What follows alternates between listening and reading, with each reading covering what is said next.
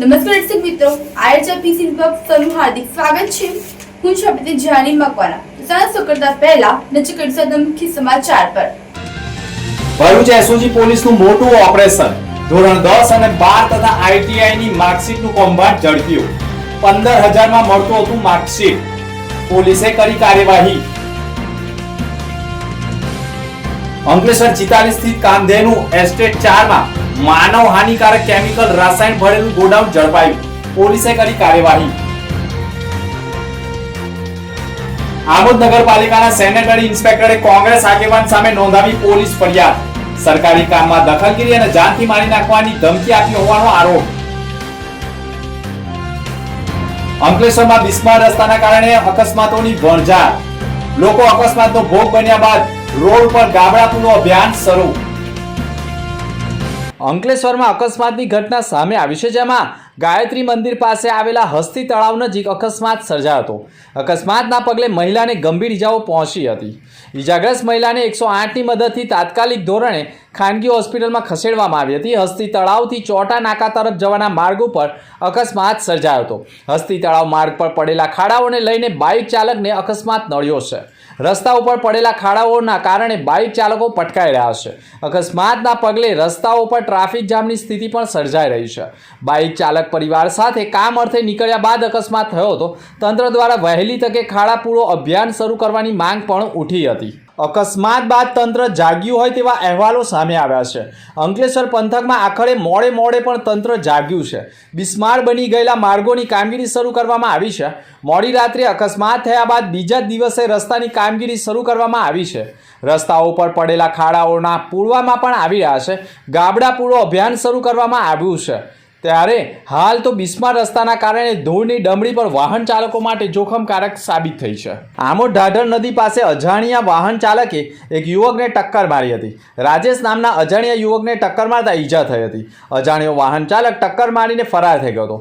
રાજેશભાઈને ગંભીર ઈજાઓ પહોંચતા તાત્કાલિક 108 મારફતે આમોદ આરોગ્ય કેન્દ્ર ખાતે ખસેડવામાં આવ્યા હતા। રાજેશભાઈને અકસ્માત નડ્યો હોવાની જાણ વેડજ પોલીસે તેમના ગામના લોકોને કર્યા હતા, જેને કારણે ગામના લોકો પણ દોડી આવ્યા હતા। ભરૂચ એસઓજી પોલીસ મથકના પીઆઈ એવી પાણામિયાને બાતમી મળી હતી કે અંકલેશ્વરના હેપી કોમ્પ્લેક્સમાં ચાલી રહેલા રોયલ એકેડમી કોમ્પ્યુટર ક્લાસીસમાં નકલી માર્કશીટ બનાવીને આપવામાં આવે છે।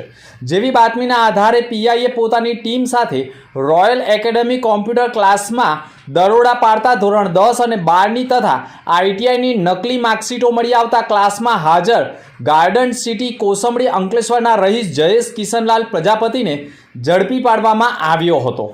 જ્યારે તેના સાથી મિત્ર તેના પૂરા નામની ખબર નથી તેવા દિલ્હીના વ્યક્તિને વોન્ટેડ જાહેર કરી ઘટના સ્થળ ઉપરથી ડુપ્લિકેટ માર્કશીટ બનાવવાના 15,000 રૂપિયા લેખે એક વિદ્યાર્થી પાસેથી મેળવી તથા ઓનલાઈન પેમેન્ટ 7,500માં કરાવી ડુપ્લિકેટ માર્કશીટ સર્ટિફિકેટ બનાવવામાં આવતું હોય તેવું કૌભાંડ ફલિત થતાં નકલી ડુપ્લિકેટ માર્કશીટો, એક કોમ્પ્યુટર CPU સાથે એક કલર પ્રિન્ટર તથા એક મોબાઈલ મળી 45,000ના મુદ્દામાલ સાથે જયેશ કિશનલાલ પ્રજાપતિની ધરપકડ કરી દિલ્હીના એક અજાણ્યા ઈસમને વોન્ટેડ જાહેર કરવામાં આવ્યો છે।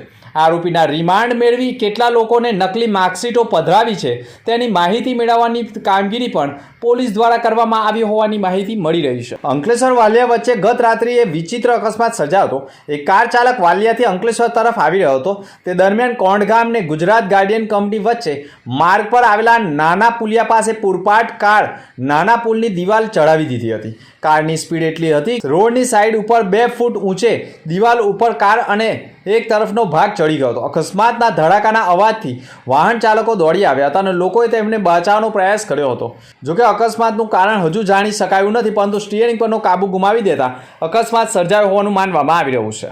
અંકલેશ્વર ઔદ્યોગિક વસાહતમાં માર્ગ પર પાર થતા રાહદારી વાહનોને લઈ એક તરફ રોડ સાંકડા બનતા ટ્રાફિક સમસ્યા વકરી રહી છે, તો માર્ગ ઉપર અકસ્માતનું પ્રમાણ પણ વધ્યું છે। આ વચ્ચે બુધવારના રોજ જીઆઈડીસીમાં આવેલા જીઆઈએલ કંપની પાસે એક ભારદાર કન્ટેનર ભરેલું ટ્રેલર રોડ સાઈડમાં આવેલા ઝાડ સાથે ડ્રાઈવરના ગફલતભર્યા ડ્રાઇવિંગને લઈને ભટકાયું હતું અને ઝાડને તોડીને પણ અકસ્માત સર્જાઈ ગયો। કન્ટેનર ફસાઈ જતા બ્લોક થઈ ગયો હતો, જેના કારણે ટ્રાફિક જામની સમસ્યા સર્જાઈ ગઈ હતી। Ankleshwar rural PI HG Gohil અને પીએસઆઈ પીજે સાળુકે જોડે જીતાલી જીઆઈડીસી વિસ્તારમાં પેટ્રોલિંગમાં હતા તે દરમિયાન ચોક્કસ બાતમી મળી હતી કે જીતાલી ગામની સીમમાં આવેલા કામધેનુ એસ્ટેટ 4 પ્લોટ નંબર A15માં આવેલા ગોડાઉનમાં અત્યંત જ્વલનશીલ કેમિકલનો બિન અધિકૃત જથ્થો જોખમી અને ભયજનક રીતે સંગ્રહ કરવામાં આવ્યો છે.